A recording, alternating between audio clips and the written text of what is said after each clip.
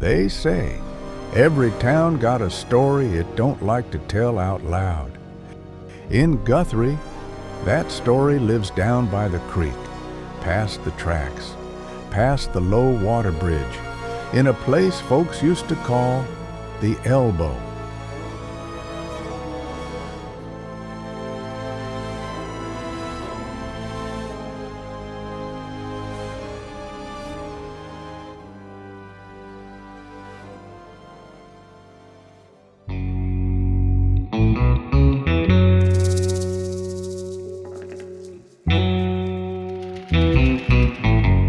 Back in the 1960s, there was a man named Andre Landry.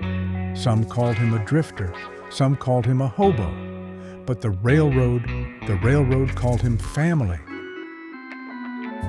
Andre rode the Sneak from Louisiana to Oklahoma to Kansas, following work, following survival, following whatever tomorrow would let him keep. When the train rolled into Guthrie, Andre always got off, not for money, not for work, for people. He'd walk straight to Aunt Linda's house. Didn't matter if it'd been months or years. She'd open that door, shake her head, and say, "Boy, the road been chewing on you again."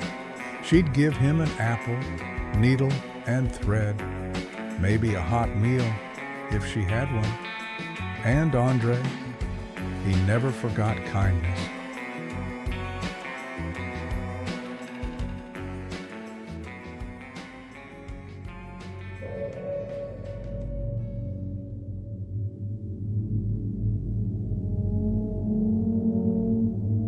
But when night fell, Andre walked a different road. Down near the creek sat a place made of old wood, loud music, and bad decisions.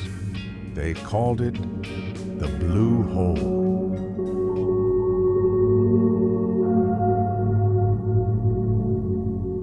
Music shaking the walls, dice hitting tables, cards sliding across wood slick with whiskey and sweat, and gambling, always gambling. One night, Andre was short money, short luck, and standing at the wrong table. There was a man there, everybody knew him, didn't have to raise his voice. Andre lost, couldn't pay, and that night they dragged him from the music, from the lights, from the noise, down to the creek. There was a part of that creek, water so dark it stayed blue even in moonlight. Folks said it had no bottom, said cars were down there, said people were down there. That's why they called it the Blue Hole. They pulled Andre down the bank, boots sliding in red dirt, gravel cutting into his hands, water getting louder with every step. Nobody yelling, nobody fighting, just the sound of the creek and the sound of a man realizing luck don't always run forever.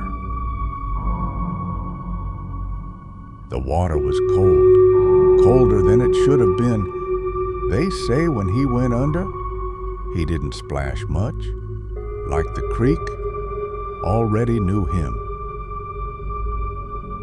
Andre Landry never came back up, but the Elbow never forgot him. Some nights, when the air sits heavy over the creek and the cottonwoods stop moving, people say you can hear footsteps on the bridge, slow, tired, steady. Some say they've seen a man standing near the waterline, holding a small cloth sack, like he just stepped off a train, and every now and then, someone walking too close to that water. Swears they hear a voice, not angry, not loud, just tired, just asking, "You got an apple?"